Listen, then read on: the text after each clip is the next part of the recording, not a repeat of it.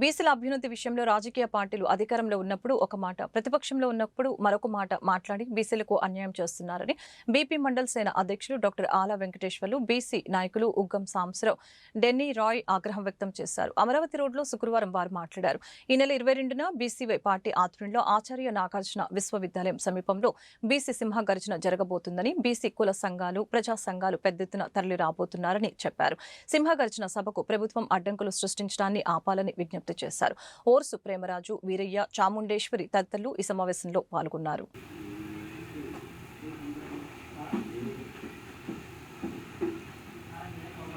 రేపు 22వ తేదీన నాగార్జున యూనివర్సిటీ సమీపంలో బీసీవై పార్టీ ఆధ్వర్యంలో బీసీ సింహ గర్జన జరగబోతుంది.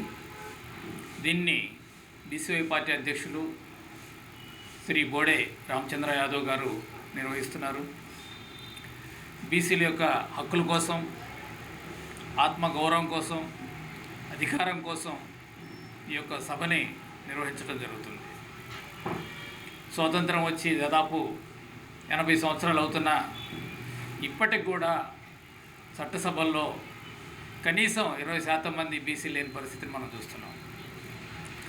గత 90 సంవత్సరాల నుంచి కూడా ఈ దేశంలో కుల గణన అనేది జరగలేదు.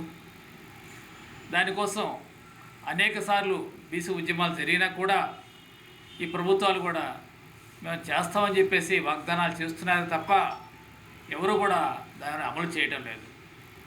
గత ప్రభుత్వం కులగణను మొదలుపెట్టి కొంత దూరం వరకు తీసుకెళ్ళి దాన్ని ఆపేసింది. ఆ సమయంలో ఇప్పుడు ఉన్నటువంటి కూటమి ప్రభుత్వం ప్రతిపక్షంగా ఉంది. మేము అధికారంలోకి వస్తే శాస్త్రీయంగా కుల జనగణన జరుపుతామని చెప్పేసి ఆ రోజు వాగ్దానం చేశారు. అయితే వీళ్ళు అధికారంలోకి వచ్చి 2 సంవత్సరాలు పూర్తి వచ్చింది. కానీ ఇప్పటికి కూడా దాని మీద ఎటువంటి శ్రద్ధ కూడా పెట్టలేదు. అట్లానే ఇవాళ స్థానిక ఎన్నికల్లో తీసుకుంటుంటే రాను గతంలో ఉన్నటువంటి రిజర్వేషన్ కూడా ఇవాళ తగ్గిపోయినటువంటి పరిస్థితిని మనం చూస్తున్నాం. కాబట్టి ఎన్నికల ముందు చెప్పే మాటలు వేరు, ఎన్నికల తర్వాత జరుగుతున్నది వేరు. ఎన్నికల ముందు మేము బీసీలకి న్యాయం చేస్తామని చెప్తున్నారు. ఎన్నికలు అయిపోయిన వెంటనే బీసీలకు ద్రోహం చేయడం అనేది వీళ్ళు ఒక పనిగా పెట్టుకున్నారు. ఈరోజు బీసీలు ఈ సింహగర్జనని విజయవంతం చేస్తారనే పరిస్థితి వచ్చేసరికి ఈ రాష్ట్ర ప్రభుత్వం రకరకాలుగా అడ్డంకులు సృష్టిస్తూ ఉంది. దీని మీద కూడా బీసీవై పార్టీ హైకోర్టుకు వెళ్ళి కోర్టు నుంచి ఇవాళ అనుమతి తీసుకొచ్చినటువంటి పరిస్థితిని మనం చూస్తున్నాం. ఎందుకు వీళ్ళు ఈ విధంగా ఆటంకం సృష్టిస్తున్నారు? గతంలో ఇప్పుడున్నటువంటి మంత్రి గారు అయినట్టు లోకేష్ గారు ఒక మాట అన్నారు. ఆయన పాదయాత్ర చేసేటప్పుడు ఆయనకు ఆటంకం ఏదైనా సృష్టించినట్లయితే నా దగ్గర రాజ్యాంగం ఉంది, రాజ్యాంగబద్ధంగా నేను వెళ్తున్నాను కాబట్టి నన్ను ఎవరు అడ్డుకోలేరని చెప్పేసి ఆయన చెప్పుకొచ్చారు.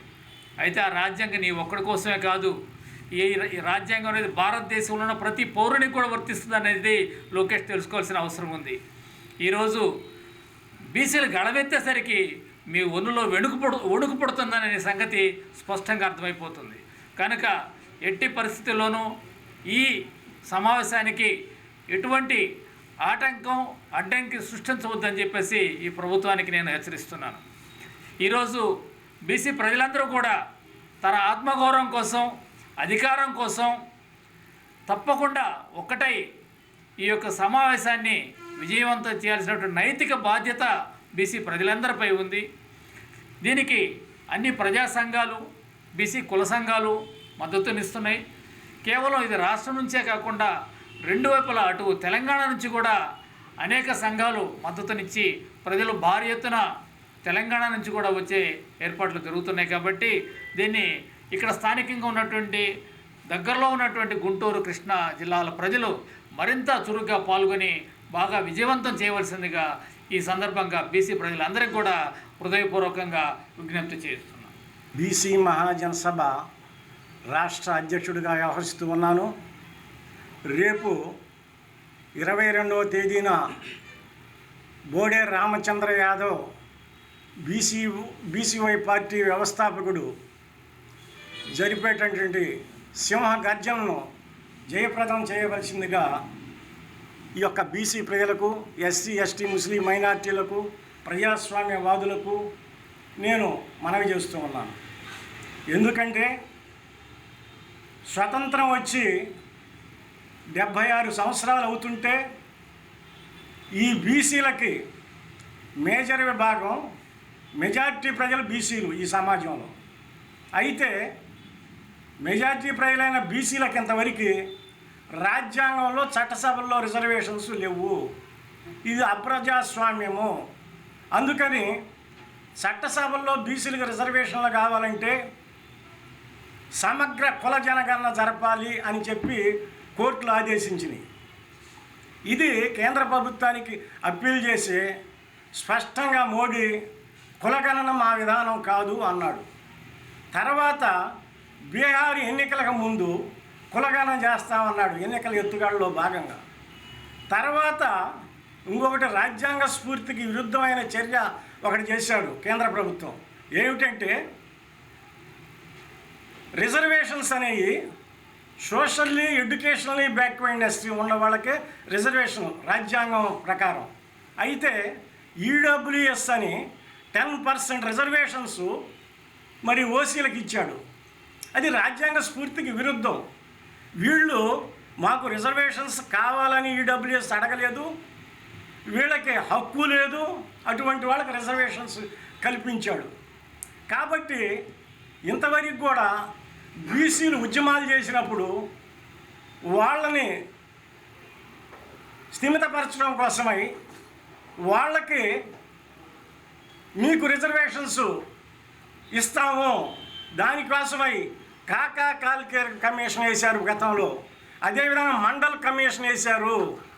మండల్ కమిషన్ కానీ కాకా కాల్కేర్ కమిషన్ కానీ మళ్ళీ ఫోర్స్ తెచ్చిందాక వీటిని అటకెక్కించారు. మండల్ కమిషన్ రిపోర్టు 42 అంశాలు ఉంటే దాంట్లో ఒక్క అంశం మాత్రమే, అది కూడా పాక్షికంగా అమలు జరిపాడు. ఉలిక్కి పడ్డటువంటి ఆధిపత్య అగ్రవర్ణ దురహంకారులు దీన్ని వెలుగెత్తి ఉద్యమాన్ని మండల ఉద్యమానికి ఎదురుగా ప్రతిగా కమడల ఉద్యమం నిర్మించారు. అయితే బీసీ సింహగర్జన అనేటువంటి ఒక మహాసభని బోడే రామచంద్ర యాదవ్ గారు తలపెట్టారు. ఆ సింహగర్జనలో న్యాయమైనటువంటి విధానాలు ఉన్నాయి అనేటువంటి ఉద్దేశంతో మా పార్టీ ఆయన పార్టీకి మద్దతిస్తుంది, సహకరిస్తుంది అని చెప్పి మేము విజ్ఞప్తి చేస్తున్నాం. అయితే భారతదేశంలో స్వాతంత్రం రాకముందు అనేక రకాల ఇబ్బందులు పడ్డాం.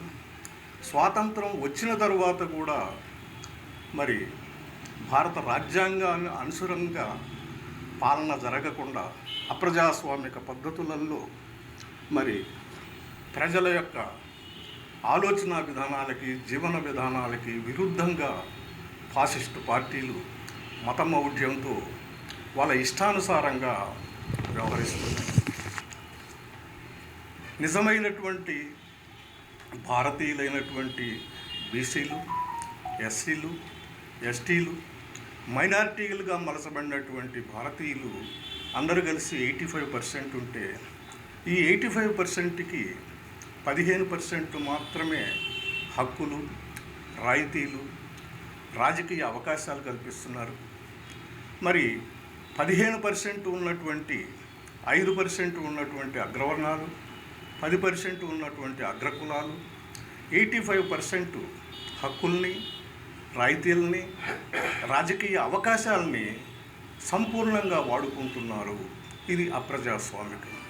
ఈ అప్రజాస్వామికమైనటువంటి విధానానికి గండి కొట్టాలి అని అంటే మరి బలమైనటువంటి ఒక సమూహంగా ఉన్నటువంటి బీసీలే దీనికి ప్రథమంగా ముందుకు రావాల్సినటువంటి అవసరం ఉన్నది. కాబట్టి బోడే రామచంద్రరావు గారు తీసుకున్నటువంటి నిర్ణయం చాలా కరెక్ట్గా ఉన్నది.